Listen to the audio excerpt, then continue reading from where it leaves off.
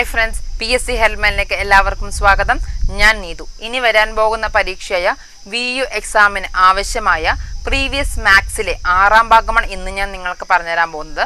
അപ്പോൾ നമുക്ക് ക്ലാസ്സിലേക്ക് കടക്കാം. ഫസ്റ്റ് ക്വസ്റ്റ്യൻ: ഒരു ക്ലാസ്സിലെ 20 കുട്ടികൾ പരസ്പരം ഹസ്തദാനം നൽകിയാൽ ആകെ എത്ര ഹസ്തദാനം നടക്കും? ഒരു ക്ലാസ്സിലെ 20 കുട്ടികൾ പരസ്പരം ഹസ്തദാനം നൽകിയാൽ ആകെ എത്ര ഹസ്തദാനം നടക്കും? ഹസ്തദാനത്തിന് കണ്ടുപിടിക്കാൻ ഒരു ഫോർമുലയുണ്ട്. അതായത് n(n-1/2).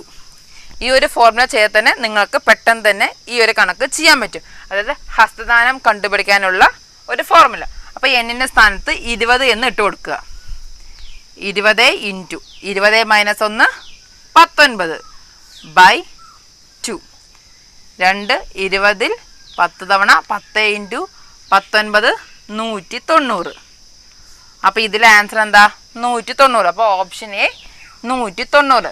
ഹസ്തദാനം എന്നുള്ള ഒരു പ്രോബ്ലം വരുമ്പോഴാണ് n(n-1/2) എന്ന ഫോർമുല നമ്മൾ ഉപയോഗിക്കുന്നത്.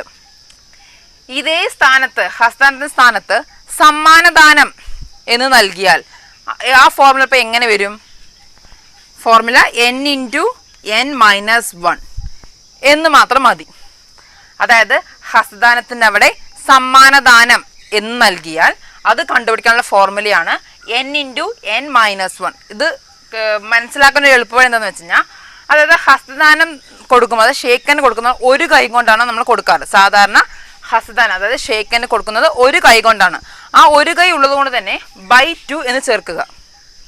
ഹസ്തദാനം നൽകുമ്പോൾ ഒരു കൈ കൊണ്ടാണ്, അപ്പോൾ നമ്മൾ /2 എന്ന് ചേർക്കുക. സമ്മാനദാനം കൊടുക്കുന്നത് നമ്മൾ 2 കൈ ചേർന്നിട്ടാണ് നമ്മൾ സമ്മാനദാനം കൊടുക്കുക. അപ്പോൾ അതിന് /2 എന്ന് ആവശ്യമില്ല. അതായത് ഒരു കൈ കൊണ്ട് കൊടുക്കുമ്പോൾ, അതായത് ഷേക്കന് കൊടുക്കുമ്പോൾ /2 എന്ന് ചേർക്കുക. സമ്മാനദാനത്തിന് /2 എന്ന് ആവശ്യമില്ല. അപ്പോൾ ഇതിലെ ആൻസർ എന്താ? Option A 190. Second question: x + 1/2 = 2.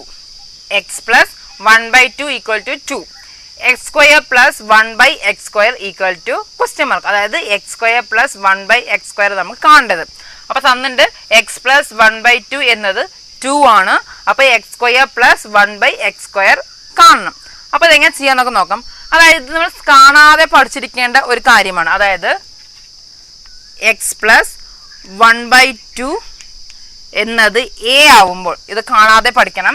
x + 1/2 എന്നത് a ആവുമ്പോൾ x² + 1/x² കാണാൻ a² - 2 ചെയ്യണം. ഇത് കാണാതെ നിങ്ങൾ പഠിക്കണം. അതായത് x + 1/2 എന്നത് a ആവുമ്പോൾ, അതായത് ഇതേ തന്നെയാണ് ഇത്. x + 1/2 എന്നത് a ആവുമ്പോൾ, a എന്നത് ഇതിൽ 2 ആണ്. a ആവുമ്പോൾ x² + 1/x² എന്നത് a² - 2 ആയിരിക്കും. അതായത് ഇവിടെ പ്ലസ് ആവുമ്പോൾ ഇവിടെ നമ്മൾ ചെയ്യേണ്ടത് മൈനസ് ആയിരിക്കണം. ഇത് തിരിച്ചുമുണ്ട്, അതായത് ഇവിടെ മൈനസ് തരും. അപ്പോൾ നമ്മൾ ഇവിടെ പ്ലസ് ആണ് ചെയ്യേണ്ടത്. അപ്പോൾ ഇതെങ്ങനെ മനസ്സിലായില്ല? അപ്പോൾ a² - 2 ആണ് നമ്മൾ ചെയ്യേണ്ടത്. a എന്നത് 2 ആണ്. അപ്പോൾ 2² - 2. 2² എത്രയാ? 4. 4 - 2 2. അപ്പോൾ ഇതിലെ ആൻസർ എന്താണ്? 2. അപ്പോൾ ഓപ്ഷൻ ബി 2. ഇനി ഇതേപോലെ തന്നെ ഇവിടെ മൈനസ് ഉണ്ടെന്ന് ഞാൻ പറഞ്ഞു. അപ്പോൾ അതെങ്ങനെ വരും? x മൈനസ്, ഇവിടെ പ്ലസിന്റെ സ്ഥാനത്ത് ഇവിടെ മൈനസ് വരും. x - 1/2 = a. അങ്ങനെ നിങ്ങൾക്ക് ഈ a സ്ഥാനത്ത് വേറൊരു നമ്പർ നിങ്ങൾക്ക് തരും. അപ്പോൾ x - 1/2 എന്നത് a ആവുമ്പോൾ നമുക്ക് കാണേണ്ടത് x² ഇവിടെ പ്ലസ് തന്നെയായിരിക്കും.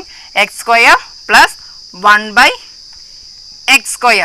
അപ്പോൾ ഇത് എത്ര എന്നാണ് ചോദിക്കുക. ഇവിടെ മൈനസ് തന്നിട്ട് ഇവിടെ എത്രയാവും എന്നാണ് ചോദിക്കുക. അപ്പോൾ ഇതേ തന്നെ ചെയ്യേണ്ടത്. ഇവിടെ മൈനസ് ആവുന്നത് കൊണ്ട് നമുക്ക് ഇവിടെ ചെയ്യേണ്ടത് a² + 2. ഇവിടെ മൈനസ് ആയതുകൊണ്ട് ഇവിടെ പ്ലസ് ചെയ്യണം. ഇവിടെ മൈനസ് ആയതുകൊണ്ട് ഇവിടെ പ്ലസ് ചെയ്യണം. ഇവിടെ പ്ലസ് ആണ് തന്നിരിക്കുന്നത്, അതുകൊണ്ട് തന്നെ ഇവിടെ നമുക്ക് മൈനസ് ചെയ്യണം. അപ്പോൾ ഇതിലെ ആൻസർ എന്താ? Option B 2. തേർഡ് ക്വസ്റ്റ്യൻ: 25,000 രൂപ 10% പലിശ നിരക്കിൽ 2 വർഷത്തെ സാധാരണ പലിശയും കൂട്ടുപലിശയും തമ്മിലുള്ള വ്യത്യാസം. 25,000 രൂപ 10% പലിശ നിരക്കിൽ 2 വർഷത്തെ സാധാരണ പലിശയും കൂട്ടുപലിശയും തമ്മിലുള്ള വ്യത്യാസം എത്ര എന്നതാണ് ചോദ്യം. അപ്പൊ നമുക്ക് ഇതിൽ എങ്ങനെ എന്താ കാണേണ്ടത്? സാധാരണ പലിശയും കൂട്ടുപലിശയും തമ്മിലുള്ള വ്യത്യാസമാണ് കാണേണ്ടത്. നമുക്ക് ഈ ഒരു ക്വസ്റ്റ്യൻ തന്നെ 3 കാണണം. അതായത് കൂട്ടുപലിശ നമുക്ക് കണ്ടുപിടിക്കാൻ പറ്റും, അതുപോലെ തന്നെ സാധാരണ പലിശ കണ്ടുപിടിക്കാൻ പറ്റും, അതുപോലെ തന്നെ സാധാരണ പലിശയുടെയും കൂട്ടുപലിശയുടെയും വ്യത്യാസം നമുക്ക് കണ്ടുപിടിക്കാൻ പറ്റും. അപ്പൊ നമുക്ക് 3 നമുക്ക് ആദ്യം പഠിക്കാം. അപ്പൊ സാധാരണ പലിശ എങ്ങനെ ചെയ്യേണ്ടത്? സാധാരണ പലിശന്റെ ഫോർമുല എന്താ? അതായത് ആദ്യം ഇൻട്രസ്റ്റ് കാണാൻ I equal to P into N into R by 100. അപ്പൊ സാധാരണ പലിശ കാണാനുള്ള ഫോർമുലയാണ് I equal to P into N into R by 100. അപ്പൊ നമുക്ക് ഇൻട്രസ്റ്റ് ആണ് കണ്ടത്. അതായത് രണ്ടിന്റെയും പലിശയുടെ തമ്മിലെ വ്യത്യാസമാണ് ചോദിക്കുന്നത്. അപ്പൊ പി എത്രയാ? 25,000 രൂപ into N number of years, 6 rate of interest. അപ്പൊ റേറ്റ് ഓഫ് ഇൻട്രസ്റ്റ് എത്രയാ? 10. 10% എന്ന് പറയുന്നത് 10/100 ഇൻറ്റു നമ്പർ ഓഫ് ഇയേഴ്സ് 2. അപ്പൊ 25,000 ഇൻറ്റു 10/100 ഇൻറ്റു 2. ഈ 2 സീറോയും ക്യാൻസൽ ചെയ്യാം, ഈ 2 സീറോയും ക്യാൻസൽ. അപ്പൊ 250 ഇൻറ്റു 10 ഇൻറ്റു 2 എത്രയാണ്? 5,000. അപ്പൊ സാധാരണ പലിശ മാത്രം കാണാനുള്ള ഒരു ക്വസ്റ്റ്യൻ ചെയ്യുമ്പോൾ സാധാരണ പലിശ കാണാനുള്ള ഫോർമുലയാണ് I equal to P into N into R by 100. അപ്പൊ അത് കാണാം 25,000 ഇൻറ്റു 10/100 ഇൻറ്റു 2. അപ്പൊ അതിന്റെ പലിശ എത്ര കിട്ടി? 5,000 രൂപ. ഇനി കൂട്ടുപലിശ നമുക്ക് എങ്ങനെ കാണാം? പി ഇൻറ്റു, അതായത് I equal to P into 1 plus R by 100 whole raise to N. N എന്നത് നമ്പർ ഓഫ് ഇയേഴ്സ്, ആർ എന്നത് റേറ്റ് ഓഫ് ഇൻട്രസ്റ്റ്, പി എന്നത് പ്രിൻസിപ്പൽ എമൗണ്ട്. അപ്പൊ നമുക്ക് എങ്ങനെ കാണാൻ പറ്റും? അതായത് 25,000 ഇൻറ്റു 1 പ്ലസ് ആർ ബൈ 100 എന്നാണ്. 1 പ്ലസ് ആർ എത്രയാണ്? 10. 10/100 ഹോൾ, ഇവിടെ എൻ എന്നത് 2 വർഷത്തേക്കാണ്. അപ്പൊ 2. ഇങ്ങനെ നമ്മൾ ചെയ്യുമ്പോൾ ഇത് എങ്ങനെ വരും? അത് 25,000 ഇൻറ്റു 100 ഇൻറ്റു 1 100, 100 പ്ലസ് 10 110. അത് നമ്മൾ 110/100 എന്നത് 2 തവണ ചെയ്യണം. അത് 25,000 ഇൻറ്റു 110/100 ഇൻറ്റു 110/100. അപ്പൊ നമുക്ക് വലിയൊരു എമൗണ്ട് ആയിട്ട് കിട്ടും. അതായത് ടോട്ടൽ എമൗണ്ട്, അതിൽ നിന്നും പലിശ മാത്രം കണക്കാക്കാൻ ഈ 25,000 മൈനസ് ചെയ്യണം. അപ്പൊ അതിനേക്കാൾ ബെറ്റർ എന്ന് പറയാൻ 2 വർഷത്തെ പലിശ റേറ്റ് ഓഫ് ഇൻട്രസ്റ്റ് എത്ര നമുക്ക് നോക്കാം. അപ്പോൾ 2 വർഷത്തെ പലിശ, അതായത് റേറ്റ് ഓഫ് ഇൻട്രസ്റ്റ് എന്താ ചെയ്യേണ്ടത്? 1 വർഷത്തെ റേറ്റ് ഓഫ് ഇൻട്രസ്റ്റ് 10 എന്നതാണ്. അപ്പൊ 2 വർഷത്തെ കാണാൻ 10 പ്ലസ് 10 പ്ലസ് 10 പ്ലസ് 10 ഇൻറ്റു 10. 2 വർഷമായതുകൊണ്ട് 10 പ്ലസ് 10 പ്ലസ് 10 ഇൻറ്റു 10 ബൈ 100. ഇങ്ങനെ ചെയ്താൽ 2 വർഷത്തെ റേറ്റ് ഓഫ് ഇൻട്രസ്റ്റ് കാണാൻ പറ്റും. അപ്പോൾ ഈ 2 0 ക്യാൻസൽ ചെയ്യാം, ഈ 2 0 ക്യാൻസൽ ചെയ്യാം. 1 ഇൻറ്റു 1 1 10 പ്ലസ് 10 20, 20 പ്ലസ് 1 21. അപ്പോൾ 2 വർഷത്തെ റേറ്റ് ഓഫ് ഇൻട്രസ്റ്റ് എത്രയാ? 21%. അപ്പോൾ നമുക്ക് ഇനി എന്ത് ചെയ്യാം? ഈ രീതിയിൽ ചെയ്താൽ മതി. അപ്പോൾ എങ്ങനെ ചെയ്യും? 25,000 ഇൻറ്റു 21% അല്ലേ? 21/100. ഈ 2 0, ഈ 2 0 ക്യാൻസൽ ചെയ്യാം. അപ്പോൾ നമുക്ക് 250 ഇൻറ്റു 21 എത്രയാ? 5,250. അപ്പോൾ കൂട്ടുപലിശ ചെയ്യുമ്പോൾ എത്ര നമുക്ക് എമൗണ്ട് കിട്ടി? 5,250 എന്നുള്ള ഇൻട്രസ്റ്റ് കിട്ടി. സാധാരണ പലിശ ചെയ്യുമ്പോൾ 5,000. ചോദിച്ചിരിക്കുന്നത് എന്താ? സാധാരണ പലിശയും കൂട്ടുപലിശയും തമ്മിലുള്ള വ്യത്യാസമാണ് ചോദിച്ചിരിക്കുന്നത്. അപ്പോൾ 5,250 എന്നും 5,000 മൈനസ് ചെയ്താൽ മതിയല്ലോ വ്യത്യാസം കാണാൻ. 5,250 എന്നത് കൂട്ടുപലിശയുടെ ഇൻട്രസ്റ്റ്, 5,000 എന്നത് സാധാരണ പലിശ ഇൻട്രസ്റ്റ്. അപ്പോൾ 5,250 5,000 മൈനസ് എത്ര കിട്ടും? 250 എന്ന് കിട്ടും. അപ്പോൾ ഇതിൽ ആൻസർ എന്താ? 250. ഇനി ഇതൊന്നും അല്ലാതെ തന്നെ ഒറ്റ സ്റ്റെപ്പ് കൊണ്ട് സാധാരണ പലിശയും കൂട്ടുപലിശ തമ്മിലുള്ള വ്യത്യാസം കാണാം. അത് നമുക്ക് എങ്ങനെ നോക്കാം? അതായത് P into R square by 100. R square എന്നത് 2 വർഷത്തെ ആയതുകൊണ്ടാണ്. ഇവിടെ എൻ എന്നാണ് വരിക, എത്ര വർഷത്തിന് അതാണ് കാണേണ്ടത്. അപ്പോൾ ഇവിടെ നമുക്ക് ഇനി പി എത്രയാണ്? 25,000 ഇൻറ്റു R/n R എത്രയാണ്? 10/100. ഇവിടെ സ്ക്വയർ ഒന്നുണ്ട്. അപ്പോൾ എങ്ങനെ ചെയ്യാം? 25,000 ഇൻറ്റു 10/100 ഇൻറ്റു 10/100. ഈ ഒരു 0 ഈ ഒരു 0 ക്യാൻസൽ ചെയ്യാം. ഈ ഒരു 0 ഈ ഒരു 0 ക്യാൻസൽ ചെയ്യാം. അതുപോലെ ഈ ഒരു 0 ഈ ഒരു 0 ക്യാൻസൽ ചെയ്യാം. ഈ ഒരു 0 ഈ ഒരു 0 ക്യാൻസൽ ചെയ്യാം. ബാക്കി എത്ര കിട്ടി? 250. അപ്പോൾ ആൻസർ എത്ര കിട്ടി? 250. അപ്പോൾ ഈ ഒരു മെത്തേഡ് കൊണ്ട് നമുക്ക് സാധാരണ പലിശയും കൂട്ടുപലിശ തമ്മിലുള്ള വ്യത്യാസം കാണാൻ പറ്റും. ഇപ്പോൾ നമ്മൾ ഈ ഒരു പ്രോബ്ലം എന്തൊക്കെ പഠിച്ചു? സാധാരണ പലിശ കാണാനുള്ളത് പഠിച്ചു, കൂട്ടുപലിശ കാണാനുള്ളത് പഠിച്ചു. അതിനോടൊപ്പം തന്നെ സാധാരണ പലിശയും കൂട്ടുപലിശ തമ്മിലുള്ള വ്യത്യാസവും പഠിച്ചു. അപ്പോൾ ഇതിലെ ആൻസർ എന്താ? Option A 250. Fourth question. മണിക്കൂറിൽ 54 km/h വേഗതയിൽ സഞ്ചരിക്കുന്ന 300 മീറ്റർ നീളമുള്ള ഒരു ട്രെയിനിന് വഴിയരികിൽ നിൽക്കുന്ന ഒരു വ്യക്തിയെ കടന്നു പോകാൻ എത്ര സമയം വേണം? മണിക്കൂറിൽ 54 km വേഗതയിൽ സഞ്ചരിക്കുന്ന 300 മീറ്റർ നീളമുള്ള ഒരു ട്രെയിനിന് വഴിയരികിൽ നിൽക്കുന്ന ഒരു വ്യക്തിയെ കടന്നു പോകാൻ എത്ര സമയം വേണം എന്നാണ് ചോദ്യം. അപ്പോൾ സമയം കാണാൻ എന്താ ചെയ്യേണ്ടത്? ദൂരം ബൈ വേഗത. അപ്പോൾ ദൂരം എത്ര തന്നിരിക്കുന്നത്? 300 മീറ്റർ നീളമുള്ള ട്രെയിൻ എന്ന് പറഞ്ഞാൽ അപ്പോൾ ദൂരം നമ്മൾ 300 ആയിട്ട് കണക്കാക്കണം.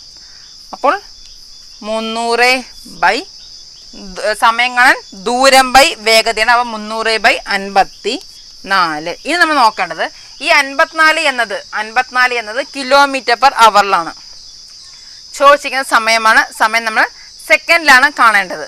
അപ്പോൾ 54 എന്നത് km/h നമുക്ക് ചോദിച്ചിരിക്കുന്ന സമയമാണ്. അത് സെക്കൻഡിലേക്കാണ് നമ്മൾ നോക്കേണ്ടത്.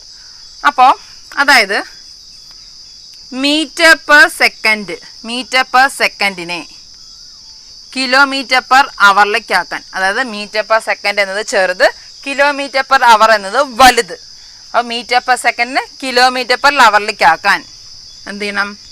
18/5. അതായത് മീറ്റർ പെർ സെക്കൻഡ് എന്നത് ചെറുതും km/h എന്നത് വലുതും. അപ്പോൾ ചെറുതിൽ നിന്നും വലുതിലേക്കാക്കാൻ മുകളിൽ വലുത് വേണം. അതായത് 18/5. മീറ്റർ പെർ സെക്കൻഡ് എന്നത് ചെറുതും km/h എന്നത് വലുതുമാണ്. അപ്പോൾ 18/5 ചെയ്യണം. അതുപോലെ km/h മീറ്റർ പെർ സെക്കൻഡ് ആക്കാൻ എന്ത് ചെയ്യണം? km/h എന്നത് വലുതുമാണ്, മീറ്റർ പെർ സെക്കൻഡ് എന്നത് ചെറുതുമാണ്. അപ്പോൾ ചെറുതാണ് നമ്മൾ കാണേണ്ടത്. അപ്പോൾ മോൾ ചെറുത് വേണം. അപ്പോൾ 5/18 എന്ന് എഴുതണം. അതായത് km/h എന്നത് വലുതുമാണ്, മീറ്റർ പെർ സെക്കൻഡ് എന്നത് ചെറുതുമാണ്. അപ്പോൾ ചെറുതാണ് നമുക്ക് കാണേണ്ടതെങ്കിൽ 5/18 എന്നും വലുതാണ് കാണേണ്ടതെങ്കിൽ 18/5 എന്നും ചെയ്യണം. ഇതിൽ 54 എന്നത് km/h. അപ്പോൾ നമുക്ക് ചെറുതിക്കാണ് ആക്കേണ്ടത്. അപ്പോൾ ചെറുതിക്കാക്കുമ്പോൾ നമുക്ക് ചെയ്യേണ്ടത് 5/18. അപ്പോൾ 54 മാത്രം 5/18 കൊണ്ട് ഇൻഡ്യൂസ് ചെയ്യണം. അപ്പോൾ ഈ ഒരൊറ്റ സ്റ്റെപ്പും കൊണ്ട് നമുക്കത് എങ്ങനെ ചെയ്യാം? അതായത് നമ്മൾ വേറെ ആയിട്ട് ചെയ്യണം. അപ്പോൾ 54 ഇൻറ്റു 5/18 കൊണ്ട് ഇൻഡ്യൂ ചെയ്യണം.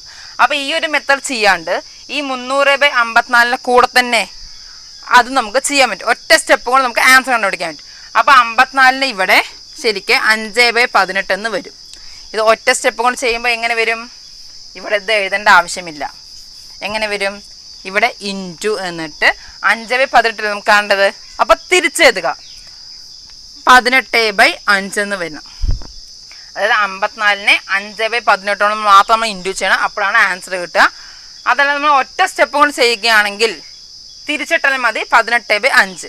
ഇനി നമുക്ക് ഇൻഡ്യൂ ചെയ്യാം. 18 54 എത്ര തവണ? 3 തവണ.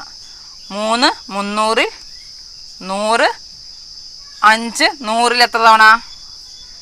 20. അപ്പോൾ ആൻസർ എന്താ? 20 സെക്കൻഡ്. അപ്പോൾ option A 20 second. Fifth question. ഒരു സംഖ്യയുടെ 60% 200 കൂട്ടിയാൽ അതേ സംഖ്യ തന്നെ ലഭിക്കുമെങ്കിൽ സംഖ്യ ഏത്? ഒരു സംഖ്യയുടെ 60% 200 കൂട്ടിയാൽ അതേ സംഖ്യ തന്നെ ലഭിക്കുമെങ്കിൽ സംഖ്യ ഏത്? ഈ ഒരു പ്രോബ്ലം രണ്ട് രീതിയിൽ ചെയ്യാൻ പറ്റും. അതായത് ഒന്ന് ഫോർമുല ഉപയോഗിച്ചും ഒന്ന് ഫോർമുല ഉപയോഗിക്കാണ്ടും. അപ്പോൾ നമുക്ക് ആദ്യം ഫോർമുല ഉപയോഗിക്കാണ്ട് എങ്ങനെ ചെയ്യാം എന്ന് നോക്കാം. അതായത് നമ്മൾ ഏതൊരു സംഖ്യൻ്റെ ശതമാനം നോക്കുമ്പോഴും 100ലാണ് കണക്കാക്കേണ്ടത്. ഏതൊരു ശതമാനം നോക്കുന്നത് 100ലായിരിക്കും. 60% 200 കൂട്ടിയാൽ അതേ സംഖ്യ തന്നെ ലഭിക്കും. അതായത് 100% ലഭിക്കും എന്നാണ് പറയുന്നത്. അപ്പോൾ 60 + 40 ആണല്ലോ 100. അതായത് 100% ലഭിക്കണമെങ്കിൽ 60 + 60% 40 കൂട്ടുമ്പോഴാണ് 100 ലഭിക്കുന്നത്.